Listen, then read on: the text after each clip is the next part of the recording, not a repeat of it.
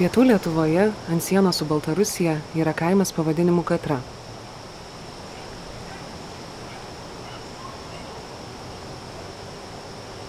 Jo pradžioje gyvena Zina. Jos namai ryškių spalvų, būdingų baltarusiškiams kaimams Lietuvoje. Ji kreipiasi į mus irgi baltarusiškai. Говорят, что камеры стоят, не знаю. Вот. И там мы уже не ходим. А была дорожка. Дорожка вот тут была туда, а теперь уже никто не ходит. И все позарастало. Ничего нет. Все. Идем назад. Visas kaimas lyg pusiasalis, nes iš vienos pusės Baltarusija, iš kitos Čepkelių raistas, valstybinis gamtinis rezervatas. Jaučiamės užstrigę ant pagrindinio kelio, nes negalime žengti nei dešinėn į rezervatą, nei kairėn į valstybės sienos apsaugos zoną. Dar kaime gyvena Galia. Nuo jos namų suoliuko atsiveria vaizdas į kaimo panoramą, todėl ji visada mato, kas pravažiuoja.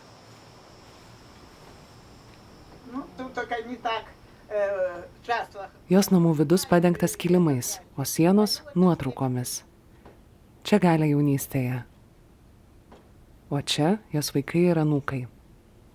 Taip pat kiekvienam kambarį yra po stačiatikių altorėlį, kurie nėra įprasti daugiausiai katalikiškiams Lietuvos kaimams. Дома. Говорю, а вот выходит, скажу, выходи из хаты, принимай гостей. Kartu su Zina ir Galia einame aplankyti trečios gyventojos, Valios, kurios sveikata silpnesnė.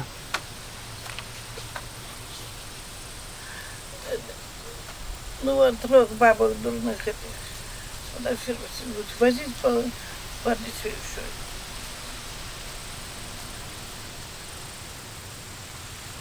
Потому что больше нету, то только 4. Зато мы показываемся, что тут никого нема. Вот, сидят 3 бабки. Там та и глухая, и слепая, и... А Не я видеть, уже и... не видеть, да? Ну, не Я познаешь человека. Не познаю уже. Ну,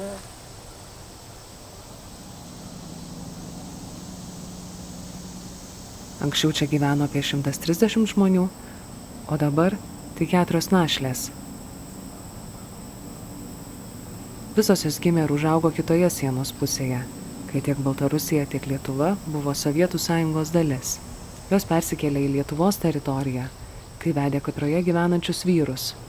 Nors teoriškai tai reiškia emigraciją į kitą respubliką, praktiškai jų gyvenimas mažai pasikeitė, nes pasienio regionuose persipina skirtingos tapatybės. Боже, и котик мой, иди. Котик.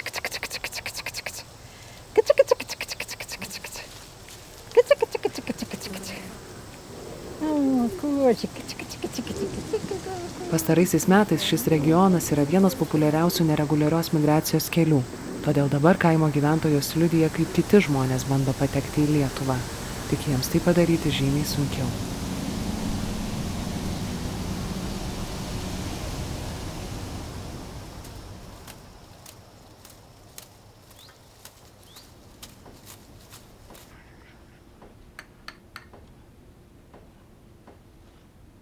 Zina gimė Benkių kaime, esančiame už 10 km nuo Katros.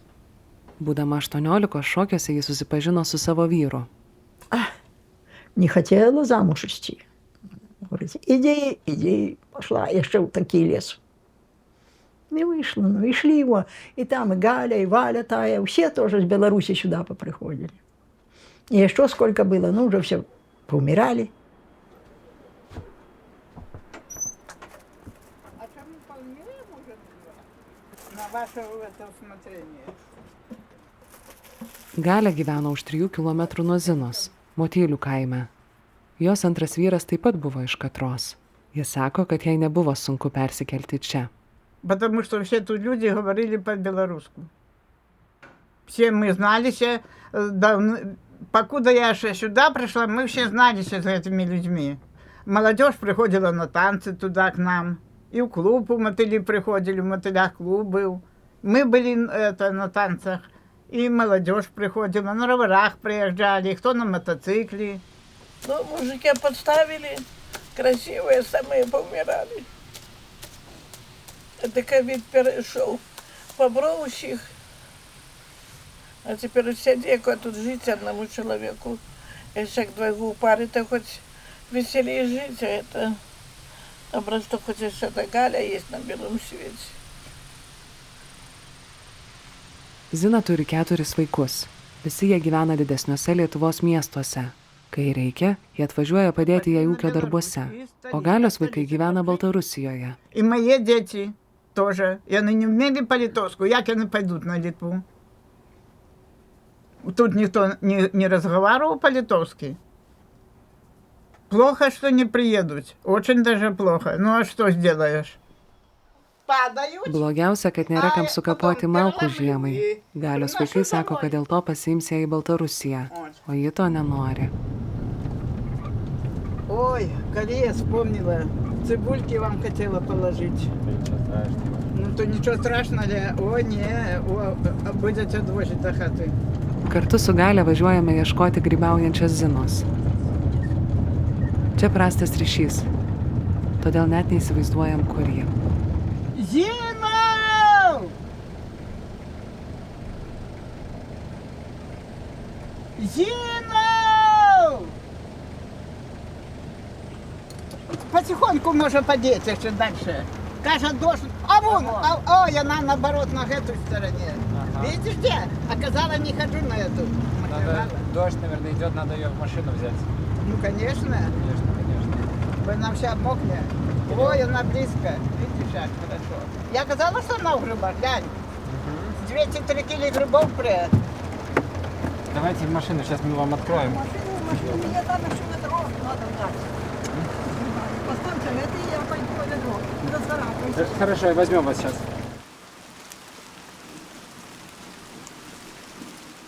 Ну, ехал дрон. Оттуда. Не дрон, Галя, это Ой. лед. Самолет. Вертолет, мужчина. Вертолет. Ну, А мой вертолет, как холер, знаю, я разбираюсь. так. Ну, хай вертолет ехал. Комары кусают его. И это самое. Už sienos vyksta Baltarusių ir rusų karių pratybos Zapad. Kars nuo karto pasigirsta tolimi duslūs karinės technikos garsai. Lietuva atsako savomis pratybomis ir sustiprino saugumą pasienyje. Через хату, подвал и туда, на белорусскую сторону поехал. И ехал оттуда, как будто с Литвы, але он, може, окружил. С Белоруссии и окружил на литовскую сторону. Ну, И это ехал. ж не белорусский. А? Это ж не белорусский, литовский. Ты кажешь, Белоруссии он не шел сюда. Я не знаю, кажу як, откуда он йшов. Или он белорусский, или он з Литви йшов, але йшов оттуда. А може, белорусский окружив, заняв мо трохи. І... Нет, ты Не. что, Галя, нет. Ну, а чорт знає, і про моє подворо через хату і підвал. І поїхав туди на білоруську сторону. Бо він білоруський, певно, може, ну, а може, так як є. Откуда я можу знати? А я їх розбираю ще. Белорусский на эту сторону не переезжая. Ні, і він по границі? По границе. А, ну, але я видела оттуда. Ну, пойду я, а то закусаюсь комары, занести хоть грибы эти. Atkūrus Lietuvos nepriklausomybę, o vėliau įstojus į Europos Sąjungą ir NATO, buvo sugriežtinta sienos su Baltarusija apsauga. Tačiau fizinė tvora pastatyta tik prieš keliarius metus. Uždaryta dauguma sienos kirtimo punktų. Artimiausias už beveik 100 кілометрів. Можно было вот на кладбище съездить. А так теперь 200 километров треба, если 10, то надо мне 200, чтобы приехать на кладбище посмотреть, там убрать. Kelis kartus per dieną pagrindiniu keliu pravažiuoja pasieniečiai. Kai kurie čia dirba ir kelis dešimtmečius, todėl vietos gyventojos juos gerai pažįsta.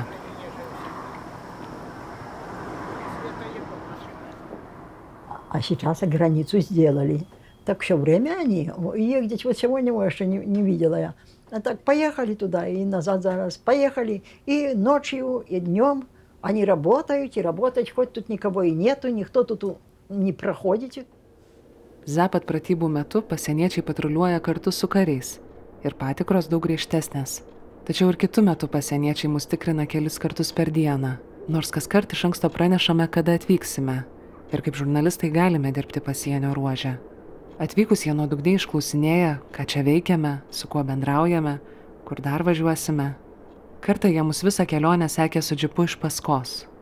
Taip pat jie klausinėja mūsų kaimynų, kada išvažiuojame ir kada grįžtame. Vis pagalvoju, ar mes atrodom tokie įtartini, ar jie nenori, kad kaip žurnalistai pamatytume per daug. Один раз я дома, я ехала на велосипеде, приехала и оставила возле веранды велосипед. Потом я тут пришла домой, покушала, все, это пойду велосипед поставлю. Выхожу я, затянула велосипед, иду назад на эту лавочку сидеть, мигрант той. А я иду, да, все, пришла, говорю, здрасте ему. И он махнул головой мне. Все, говорю, что надо, что вы сидите кушать и воды пить. Я пошла до колодца, принесла воды ему. Потом пришла домой, отрезала колбаски, хлеба и занесла ему. Ну и покушал. Ir išėjo. Už kiek laiko Zina pamatė dar vieną migrantą. Jį taip pat pamaitino ir pagirdė. Buvo jau vakaras. Jis prigulė miegoti ant suoliuko. Atvažiavo Zinos sūnus ir iškvietė pasieniečius. Приехали, ну что ты тут делаешь, там уже его стали. Иди в машину. В машину, в лес и повезли. И все, и больше их не было. 2021 vasarą Lietuvoje, Latvijoje ir Lenkijoje, šalyse, kurios saugo rytinę ES ir NATO sieną, prasidėjo pasienio krizė su Baltarusija. Migrantai, daugiausiai iš Vidurio Rytų ir Afrikos šalių, bando neteisėtų būdų kirsti sieną ir pasiprašyti prieglobsčio. Tiek ES, tiek Lietuvos institucijos teigia, kad migracija yra suorkestruota Baltarusijos režimo, siekiant daryti spaudimą dėl sankcijų. Tai vienintelė vaizdo medžiaga, kurią turime nuo sienos. Leidimo patekti į šią atkarpą negavome. Kaip matote, pasieniečių publikuoti vaizdo įrašai yra redaguoti, o kai kurios dalys iškirptos. Per 4 metus tokiu būdu kirstami sieną į Lietuvą buvo įleisti beveik 5000 migrantų. Lietuva vykdo apgręžimo politiką, prieštaraujančią tarptautiniai teisei. Valstybės sienos apsaugos tarnyba teigia, kad per 4 metus įvykdė beveik 25 000 apgręžimų. Amnesty International praneša užfiksavusi atvejų, kai Lietuvos pasieniečiai apgręžimų metu prieš migrantus naudojo tazerius, mušė lazdomis, atėmė jų pinigus ir telefonus, žiemą vertė kirsti sieną atgal per upę.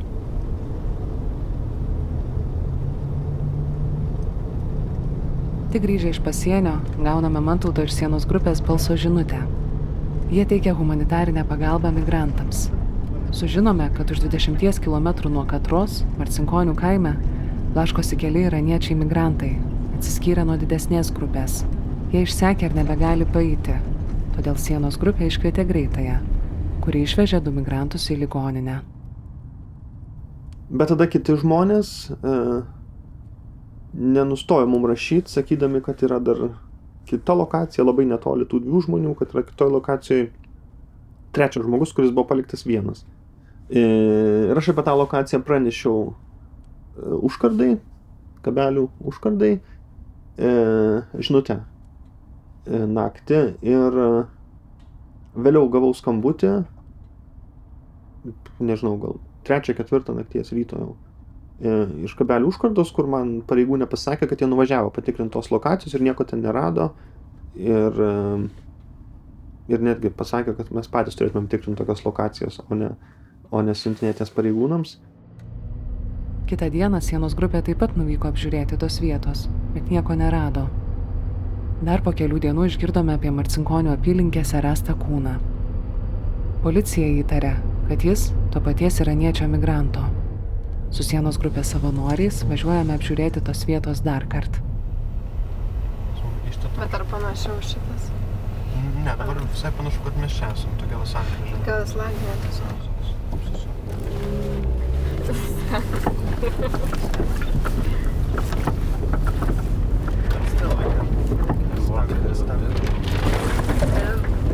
Man tai mes galim ir nueiti pėsčiom gal, ne? Dabar jau nėra kelio atgal. Okay, now stop. No way. Ну, at least No way.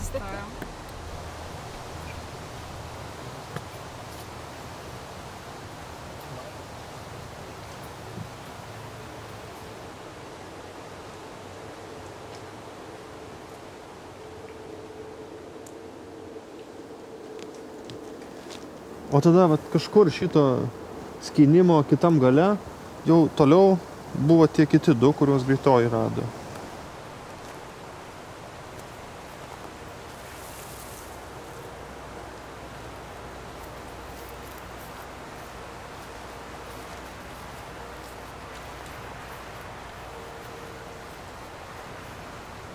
Tai čia ta lokacija, kuri mums buvo siusta kažkurių iš artimųjų ir kurią aš persiunčiau pasieniečiam. Tai, bet aš čia iki šiol nesu buvęs, nes mes šeštadienį, kai mėginom atvažiuoti, tai tiek dėl to keliuko, tiek dėl navigacijos, tiek dėl signalų silpnumo, mes kažkur toliau biškai pavaikščiojom. Tai konkrečiai iš tos vietos, reiškia, mūsų netvedė navigacija.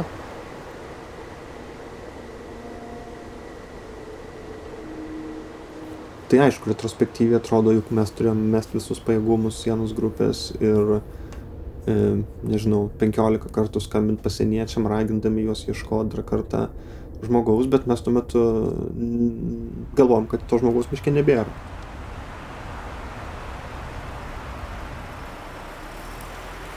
Nuvykstame į policijos komisariatą Alytuje. Kol vyksta ikiteisminis tyrimas, jie komentuoti šio atvejo negali. Tačiau sužinome, kad tai ne vienintelė panaši mirtis šiemet. Prieš pusmetį Katros upėje buvo rasti 3 kūnai. Vienas Lietuvos teritorijoje, o 2 Baltarusijos. Ir tik po kūno palaidojimo Egipto valstybės institucijos mums atsiuntė raštą, kad tas asmuo yra tikrai jų pilietis ir kad jie patvirtino jo tapatybę. Egiptiečio artimieji kūną nori perlaidoti savo šalyje. Iš policijos sužinome, kad kol kas jis palaidotas kapinėse Varėnoje, artimiausiame didesnėme mieste. Su sienos grupės savanoriais važiuojame ieškoti jo kapo. Autoritarinis Baltarusijos vadovas Aleksandras Lukašenka pareiškė, kad patys lietuviai iš Baltarusijos teritorijos meteorologiniais balionais siunčia kontrabandinės cigaretės į Lietuvą. Esą į tokią padėtį jau įsistūmė jų pačių valdžia, nutraukusi normalius prekybinius santykius ir pastačiusi tvorą pasienyje. Lietuvos vadovai balionų skridimus į šalies oro erdvę vadina hibridinė Minsko ataka. Sutinkame gėlių ir žvakių pardavėją, kuri pasiūlo paskambinti laidojimo paslaugų įmonei. Jos darbuotojas duoda instrukcijas. Kapinėse eiti dešinę pusę palei tvorą ir ieškoti tujų.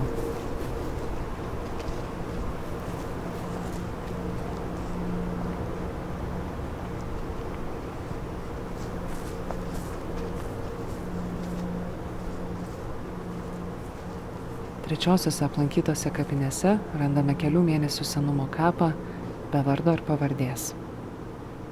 And literally says nothing. No tuvas either. Ok, sakė prie tų tujų.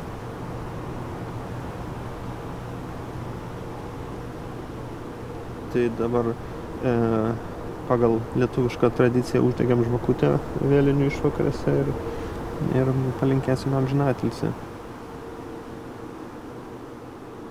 Kol montuojame šį pasakojimą, iš sienos grupės sužinome apie naują migranto mirtį.